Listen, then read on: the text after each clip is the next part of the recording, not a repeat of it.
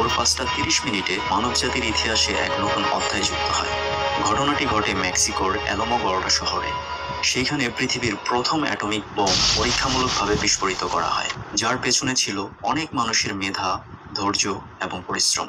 তবে অ্যাটমিক বোমার মতো জটিল ইঞ্জিনিয়ারিং প্রজেক্ট সফল করার নেতৃত্বে ছিলেন রবার্ট অপেনহাইমার। আমরা জানি অ্যাটমিক বোম খুবই শক্তিশালী, কিন্তু এই অপার শক্তিশালী অ্যাটমিক বোম আসলে কিভাবে কাজ করে? অ্যাটমিক বোম যেই প্রক্রিয়ায় কাজ করে তা হচ্ছে, যখন কোনো পরমাণু নিউক্লিয়াসকে ভেঙে ফেলা হয় তখন সেখান থেকে প্রচুর শক্তি বের হয়ে আসে। কেন শক্তি বের হয়ে আসে? কারণ পরমাণু নিউক্লিয়াস একসাথে যুক্ত থাকতে প্রচুর শক্তির প্রয়োজন হয়। যখন নিউক্লিয়াসকে ভেঙে ফেলা হয় তখন সেই শক্তি বের হয়ে আসে।